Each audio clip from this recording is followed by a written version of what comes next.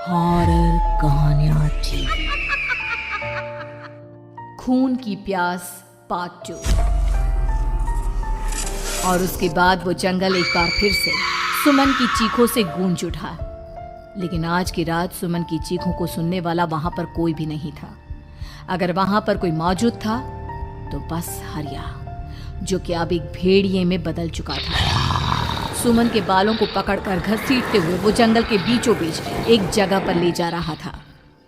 अगली सुबह गांव में।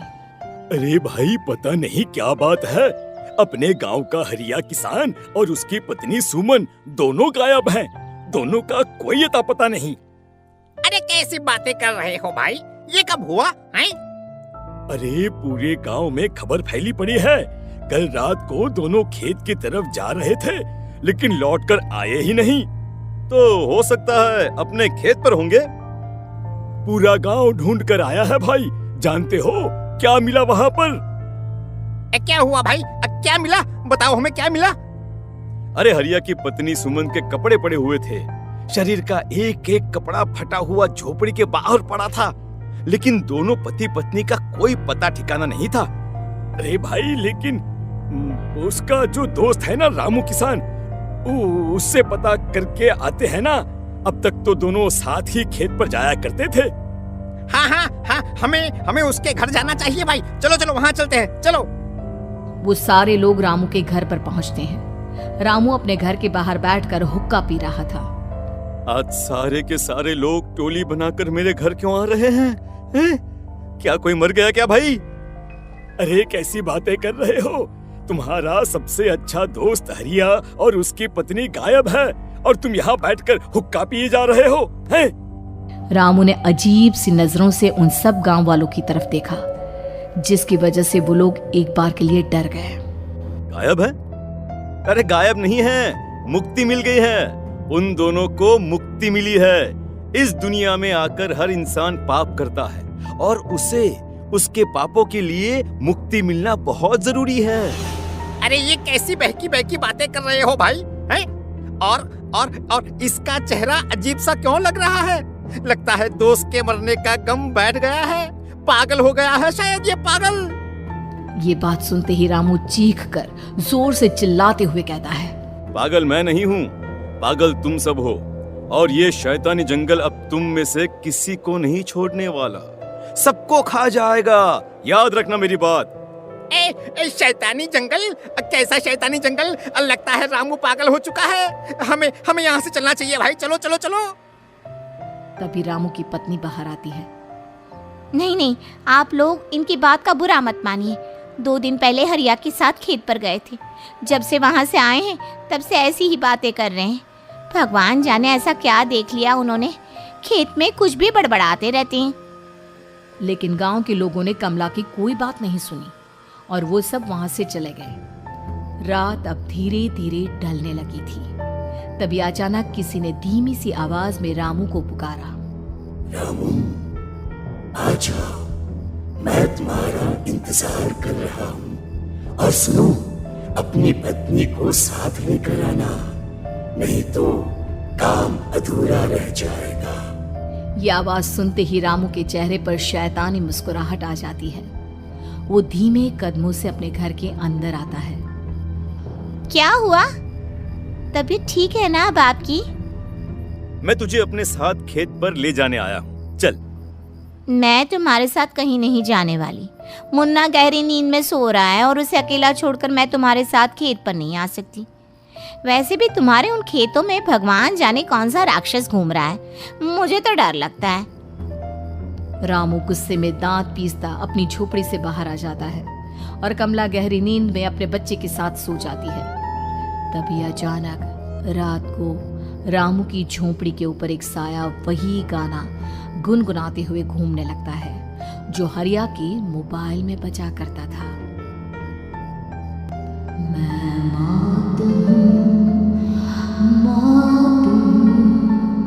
मौत जो बसरी है चारों ओर, जो आएगी कहीं से निगल जाएगी सबको। मैं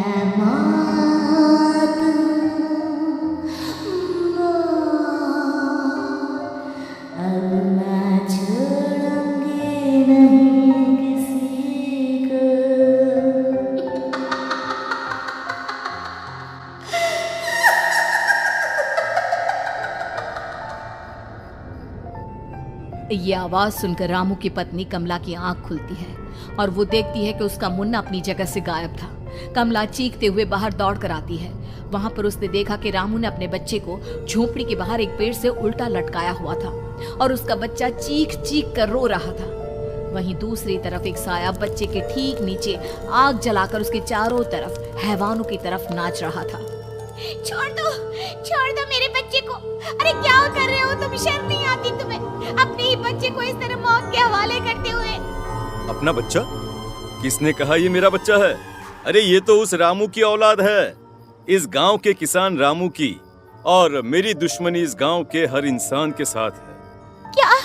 कैसी बात कर रहे हो तुम? और ये औरत कौन है? ये मेरे बच्चे को खा जाएगी। तभी अचानक से उस साया ने एक बेहद खतरनाक दिखने वाली औरत का रूप ले लिया और उसकी आंखों से आग निकल रही थी। सही पहचाना तूने, मैं तेरे बच्चे को खा जाऊंगी। अगर तू अपनी इस हैवान पति रामू के साथ जंगल नहीं आई तो मैं तेरे बच्चे को खा जाऊंगी। लेकिन क्यों? आखिर क्या चाहते हो तुम मुझसे? मुझे जंगल क्यों ले जाना चाहती हो? औरत बुरी तरह से ठहाके मार मार कर जोर जोर से हंसने लगी और साथ में रामू भी। ये तो तुझे वहाँ चलने के बाद ही पता चलेगा ना। अगर तू नहीं आई तो थोड़ी देर में तेरा ये बच्चा आग में जलकर मर जाएगा। चल जल्दी। नहीं नहीं, मेरे बच्चे को छोड़ दो। तुम जहाँ कहोगे मैं तुम्हारे साथ चलने के लिए तैयार हूँ। और उसके बाद उस बच्चे को झोपड़ी में लिटाकर आगे आगे वो साया चल रहा था और उसके पीछे पीछे रामू अपनी पत्नी के बाल पकड़कर उसे घसीटते हुए जंगल की तरफ ले गया। जंगल में जाने के बाद कितनी खूबसूरत हो तुम। आज की रात बस तुम और मैं एक दूसरे के साथ रहेंगे। मुझे तुमसे बहुत डर लग रहा है। तुम्हें क्या हो गया है? तुम तो बिल्कुल ठीक थे। वो होगा जो हमारे बीच होना चाहिए। तो आओ आओ, अपने आप को मेरे हवाले कर दो। कमला ने डर की वजह से अपनी दोनों आंखें कसकर बंद कर ली थी। रामू ने बुरी तरह से चीख कर कमला से कहा, आंखें खोलो अपनी और मेरी तरफ देखो। कमला ने जैसे ही अपनी आंखें खोली उसने देखा कि रामू एक खतरनाक खूनी हैवान में बदल चुका था। कौन हो तुम? जाने दो मुझे। क्या चाहते हो मुझसे? वही जो एक आदमी एक औरत से चाहता है। मैं तुम्हारा पति रामू नहीं, बल्कि इस जंगल का एक भेड़िया हूँ, और आज की रात तुम्हारे खून से अपनी प्यास बुझा जाऊंगा। और उसके बाद वो जंगल कमला की दर्दनाक चीखों से गूंज उठा। अगली सुबह कमला के कपड़े भी जंगल में उसी तरह पाए गए जैसे कि सुमन के पाए गए थे। इस घटना के बाद पूरे गांव में दहशत का माहौल था। अपने माँ बाप की मौत और गांव में हो रहे इस तरह की घटनाओं की खबर सुनकर किशन शहर से गांव लौट आया था। अपने माँ बाप की बेदर्द मौत की वजह से वो बहुत परेशान था। तभी अचानक उसे अपने घर में खाट के नीचे पड़ा हुआ वो मोबाइल फोन मिला जो उसने अपने पापा हरिया को गिफ्ट किया था। अरे कितने प्यार से पापा के लिए मोबाइल फोन लेकर आया था। इसे एक दिन भी काम में नहीं ले पाए। और आखिर कौन है जो गांव में इस तरह की हत्याएं कर रहा है? क्या है इन सब के पीछे? क्या है? मुझे पता करना ही होगा, वरना एक दिन पूरा का पूरा गांव खाली हो जाएगा। इस गांव में एक भी जिंदा इंसान नहीं बचेगा। गांव के लोगों की मदद करने के इरादे से किशन अपने गांव से दूर एक दूसरे गांव में बहुत बड़े तांत्रिक के पास मिलने के लिए गया। तांत्रिक बाबा, अब आप ही कुछ उपाय बता सकते हैं। भगवान जाने हमारे गांव को किसकी नजर लग गई है। नजर नहीं लगी है, किसी ने तुम्हारे गांव को बद्दुआ दी है। किसी सताई हुई आत्मा का प्रकोप है और अब वो पूरे गांव में किसी को नहीं छोड़ेगी जब तक उसकी आत्मा को शांति नहीं मिल जाती। अरे लेकिन ऐसा कौन है बाबा? किसकी आत्मा है और कैसे मिलेगी उसे शांति? मौत है मौत, कहीं से भी आएगी और सबको निगल जाएगी। इससे बचने का सिर्फ एक ही उपाय है, लेकिन उस उपाय को करना आसान नहीं होगा। जो भी उस उपाय को करने की कोशिश करेगा उसकी जान जा सकती है। भले ही मेरी जान चली जाए, लेकिन मैं अपने गांव के लोगों की जान बचाने की पूरी कोशिश करूंगा बाबा। तो ठीक है, फिर अगली अमावस की रात जैसा मैं कहता हूँ वैसा ही करना। अमावस की रात तांत्रिक के बताए अनुसार किशन अपने साथ केरोसिन लेकर जंगल की तरफ चल पड़ा। उसके हाथ में देवी के मंदिर का सिंदूर भी था। किशन जंगल के बीचों बीच पहुंचा। ये देखकर उसकी आंखें फटी की फटी रह गई। वहां एक उबलते पानी का तालाब था और कई लोगों की लाश लटक रही थी। किशन के माँ बाप की लाश भी वहीं थी। माँ, बापू, क्या हो गया? ये क्या हो गया?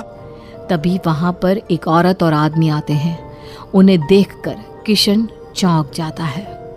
गोपाल काका, आपकी तो 5 साल पहले मौत हो गई थी। और निर्मला काकी, आप? मौत तो हो गई थी, लेकिन तुम ये नहीं जानते कि हमारी मौत कैसे हुई थी। क्या कहना चाहते हैं आप? कुछ नहीं, बस ये जान लो कि अब इस गांव में कोई जिंदा नहीं बचेगा। लेकिन क्यों काकी? क्योंकि 5 साल पहले इन गांव वालों ने मुझे डायन बताकर पत्थर मार मार के मार डाला। मेरी कोई गलती नहीं थी। गांव का एक बच्चा क्या लापता हुआ, सारा इल्जाम मेरी पत्नी पे डाल दिया। और जब मैंने निर्मला की जान बचाने की कोशिश की तो मुझे भी मार डाला। आपके साथ ये बहुत गलत हुआ काकी, लेकिन आप जो कर रहे हैं वो भी सही नहीं है ना? तुम यहाँ से चले जाओ वरना तुम भी नहीं बचोगे। हमारी आत्मा पिछले 5 साल से मुक्ति के लिए भटक रही है। चले जाओ यहाँ से। मौका देखकर किशन सिंदूर उन दोनों के ऊपर डाल देता है। उनका शरीर जलने लगता है और वो भयानक तरीके से चिल्लाने लगते हैं।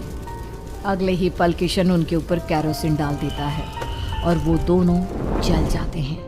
किशन अपने माँ बाप और दूसरी लाशों का अंतिम संस्कार करवाता है और अपने घर लौट आता है। लेकिन वो अभी भी इस बात से अनजान है कि मोबाइल अभी भी बज रहा था। मैं मौत हूँ।